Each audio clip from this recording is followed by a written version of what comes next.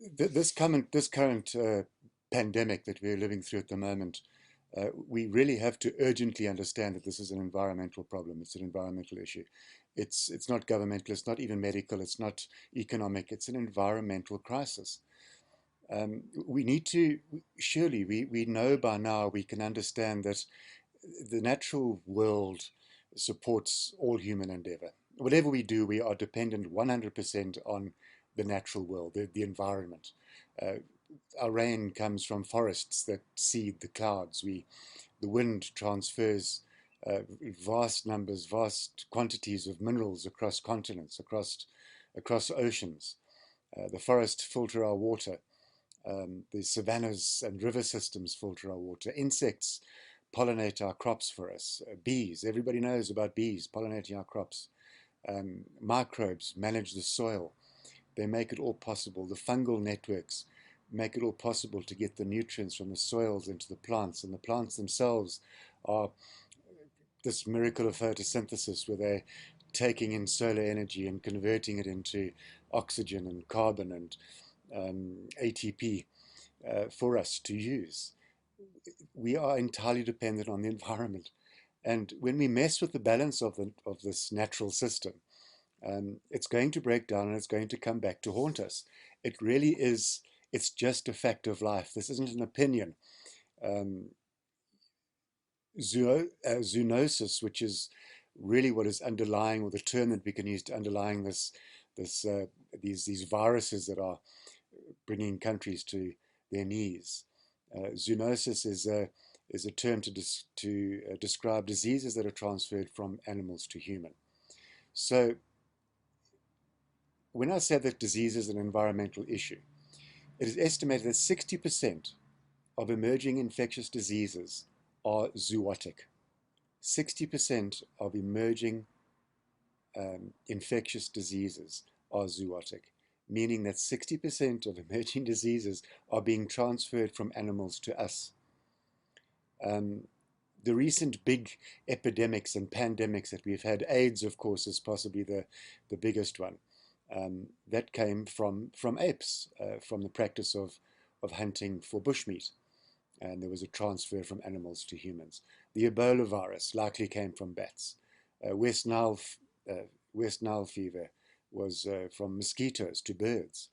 Um, in North America, the American robin was a particularly welcoming host to the West Nile virus, and that was why it became a carrier in North America. Um, SARS was likely from bats. Lyme disease, um, from ticks to rodents. Lyme disease, again in North America, was a hotspot because as the forests were destroyed in North America, the predators which lived within the forests, so the eagles and the hawks and the falcons and what have you, as well as other small hunting, small foxes and what have you, they were removed from the forests because the forests had gone, which led to a five-fold increase in mice, and the mice were the carriers, and that led to an explosion of Lyme disease. The Nipah virus in South Asia, a less well-known one, and the Hendra virus in Australia were both transmitted through the flying fox, it's a fruit bat. There they had something like 300 cases only, so it was isolated fairly quickly, but a death rate of like 100. So you've got a 30% fatality rate from this virus that was spread from animals to humans. The Lujo virus, a very, very small one, which was also about 10 years ago, was a variant of hemorrhagic fever, but it was transported from animals to humans. Only 5 people were infected, but 4 of them died. So they can be very, very powerful, very, very deadly. And if you look at this in terms of an environmental crisis, which is exactly how we should be looking at it, we would know that we have to stop our, our anthropogenic practices, if you like. Our entire world economy is based on these extractive industries. The obviously extractive, like mining, coal mining, gold mining, whatever kind of mining you like to look at, obviously the fossil fuels industry. Look at the footprint of damage that is left behind, the vast areas of our natural environment that are destroyed as a result of these industries. We have to just understand that if we continue to destroy the planet, we are going to continue to make it possible for more and more of these viruses to jump from animals to humans. If you take, I think there's 40, maybe 50,000 vertebrate species on the planet. And University of Columbia talks about 20 viruses per species. So you're looking at something like 1 million viruses that are carried by animals. The problem is we only know about 2,000 of them. So 2,000 of the sum of the million estimated viruses that exist within the animal kingdom, within the vertebrate population of the planet, the million virus species, we have only identified 2,000. We are in big trouble. There's no other way to put it. Economically, the World Bank says that a flu pandemic, a global flu pandemic, would cost about $3 trillion US dollars. That's just the flu. The flu can be deadly as well, but the flu isn't like the COVID-19, where we've got entire countries being shut down, industries being shut down, small businesses going out of business. This is a very serious thing, and it has to be recognized as being an environmental issue.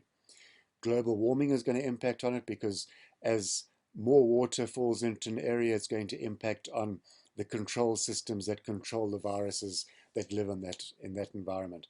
As other places dry up and have less water, again, the control systems are going to change. More viruses are going to be released into the atmosphere. Of course, the high intensity farming practices, the monocrops, where we are destroying willy-nilly by pumping gallons of pesticides and herbicides and fungicides onto the farmlands to grow single crops, are going to have an impact on the bacterial load and the viral load of the soils. Who knows what's going to happen there? The feedlots, the cattle feedlots, is just a disaster waiting to happen, because diseases are going to be shared between livestock, particularly when you're in a situation where the livestock producers in these factory farms are routine antibiotics. Every week you just give antibiotics to all of your livestock, just in case, because it's only a matter of time. We are going to be in trouble. We are going to be in trouble. And 10 years ago, I think the Nature Journal did a survey and identified all kinds of diseases in these feedlot operations, zoonotic diseases. And hotspots were said to be America, United States, Western Europe, particularly the UK, Brazil, parts of Southeast Asia, were the hotspots for zoonosis. And all kinds of diseases were identified in the livestock that they measured for. So this is an environmental issue. If we continue to destroy the planet and to rape the planet the way that we are, the incidence of these kinds of pandemics like the COVID-19 that is currently with us, which likely comes from bats as well, is going to impact the way of life on the planet. More and more people are going to die. And we need to be cognizant of that. Whatever excuse is given as to why we've got this, because the government didn't react in time, or the airlines didn't shut down, or whatever protocols weren't put into place, is not the point. If we continue to destroy the environment, to destroy our natural system, the system that supports us, we are removing all of the checks and balances out, and zoonosis is going to become a reality for us going forward. And of course, future generations are the ones that are going to pay the price.